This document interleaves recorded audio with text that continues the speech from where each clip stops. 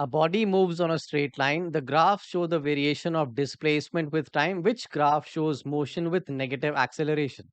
I have explained a shortcut how to deal with questions. So first, let me explain the shortcut and then I'll tell you the proper approach.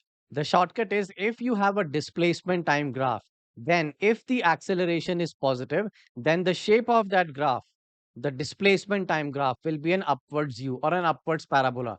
But if the acceleration is negative, then the shape of the displacement time graph is a downwards U.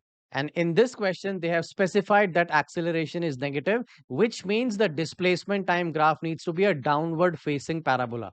Option A and B are definitely discarded since they are not parabolas. Option C is a parabola, but that is an upward facing parabola. Option D is the one which is a downward facing parabola. Hence, option D is the right answer. So this is the shortcut. The actual approach is let's try to use a Stewart equation. So if I write S is equal to ut plus half into a into t squared. Now, in the question, they have specified that acceleration is negative. So this value of a is negative. So instead of a, let me write negative a. So let's write S is equal to ut negative half a into t square. Now, in all the options, displacement is on the y-axis and time is on the x-axis. So over here, let me write S is y and time is x. So let's write ux minus. Now consider a by 2 as another variable. Let me call that as m. M into x squared, where x is the time. Now notice this equation. This is an equation which is a quadratic in x. And the shape of the graph for a quadratic equation is a parabola. It is either an upward facing parabola or a downward facing parabola. It depends on the coefficient of x squared. If the coefficient of x square is positive, then the shape is an upwards U. If the coefficient of x square is negative, then the shape is a downward facing parabola. In this quadratic, the coefficient of x square is a by 2, where acceleration is negative. And that is why, since the coefficient of t square is negative, the shape of the graph needs to be a downward facing parabola, and that is only in option D. That's why option D is the right answer for this question. Car accelerates from rest, which means the initial velocity is zero. The acceleration increases with time. Which graph among all these options is the correct velocity time graph? If you recall, the gradient of a velocity time graph gives us acceleration. Now, since in the question they have mentioned acceleration is increasing with time, which means the gradient of the velocity time graph needs to increase. So let me write it down. Acceleration is nothing but the gradient of velocity time graph. In the question, they have specified acceleration is increasing, which means the gradient of the velocity time graph also needs to increase. In option A, as well as option C, you can see that the graphs are straight lines, which means gradient is a constant. But gradient needs to increase based on the information given in the question. That is why option A and option C are discarded. They can't be the right answer. Now, if the gradient is increasing, what should be the right shape of the graph? For that, we go back to the shortcut which I had explained earlier. And remember these shortcuts. Whenever the gradient of any graph is decreasing, then the shape of that graph will be a downwards parabola. As you can see in the case 3 and case 4, both of these cases have decreasing gradients and the shape is a downward facing parabola. And coming back to the question, the correct velocity time graph needs to have an upward facing parabola, which is there both in option B as well as option D. So which one is the correct answer? For that, focus on the first information given in the question. Car is accelerating from rest, which means the initial speed is zero. Hence, the graph needs to start from the 0, 0 point, the origin, which is only happening for option B. In option D, at time t is equal to 0, velocity is not 0. Hence, D is incorrect and B is the right answer for this question.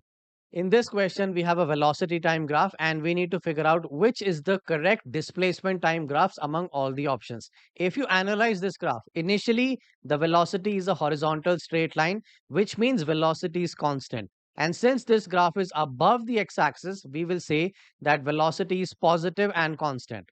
Let me write that on the graph. Initially, velocity is positive and constant. And if you look at the second half of this graph, which is a straight line sloping downwards, this means the value of velocity is constantly reducing until it becomes zero. So let me write the magnitude of velocity will keep on decreasing until it becomes zero at a particular time. And if you recall the logic, displacement is nothing but the gradient of a velocity time graph. Now let me label this entire graph into two parts. Let's label this point as A, B upon here and C over here.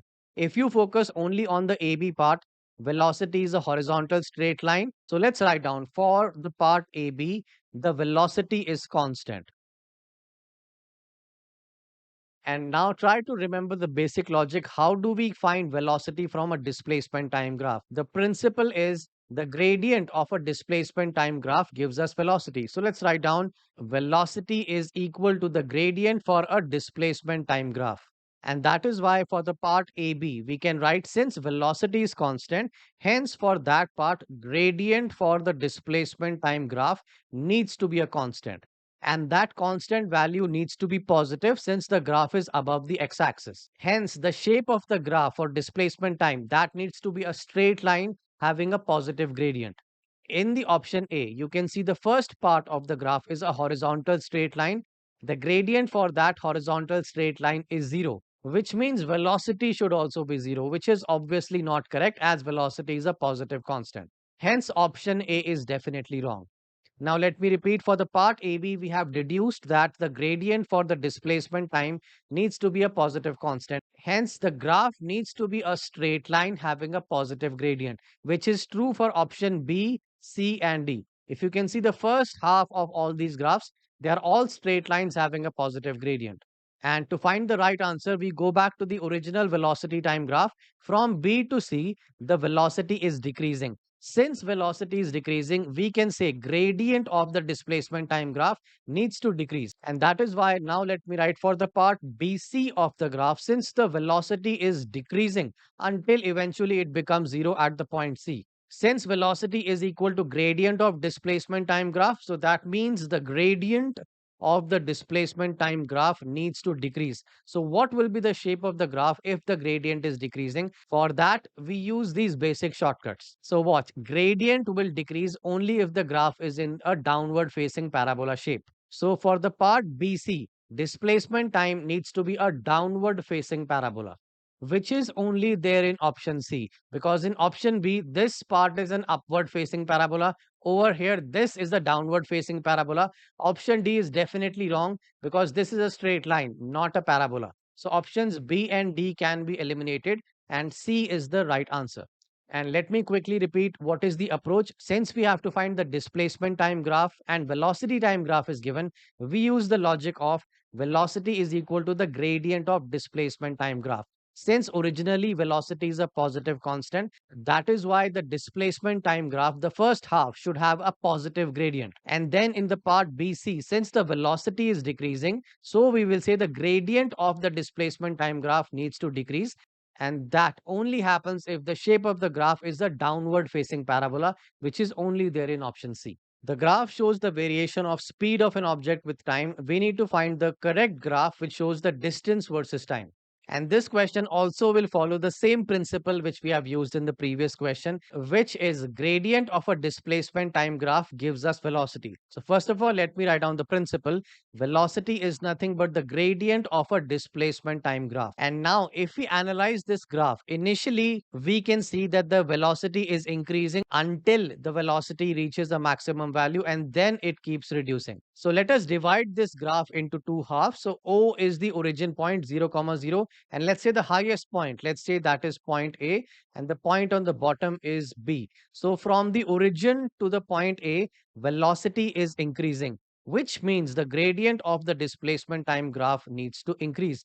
And similarly, if you analyze A to B, velocity is decreasing. So let's write A to B, velocity needs to decrease, which means the gradient of the displacement time graph needs to decrease. And how to draw the correct shapes of the graph from the gradient, that is where we use the shortcuts. And the shortcut is, if the gradient is decreasing, the graph of the shape needs to be a downward parabola. But if the gradient is increasing, then the shape will be an upwards parabola. Going back to the question, we had deduced in the first half the gradient is increasing, which means the shape of the displacement time graph needs to be an upward facing parabola, which incidentally only is there in option B. Because if you look at this region, this is a parabola which is facing upwards. And similarly, A to B, the second half of the graph gradient was decreasing. Now, whenever the gradient is decreasing, the shape of the displacement time graph needs to be a downward facing parabola, which is also there in option B. In any case, let me write for option B, the first half is an upward facing parabola and the second half is a downward facing parabola. And that is why option B is the right answer. In any case, if we analyze option C, this half, the first half of the graph in option C, this is a downward facing parabola. And also the second half is also a part of a downward facing parabola, which is not what we required. We needed the gradient to first increase and then to decrease, which means the graph should go first upwards and then downwards. C is definitely incorrect. If you look at option D, the first half of the graph is a downward facing parabola and the second half of the graph is an upward facing parabola. So option D is wrong because the order is wrong. We needed upward facing parabola first, then a downward facing parabola. Hence, option B is the right answer for this question.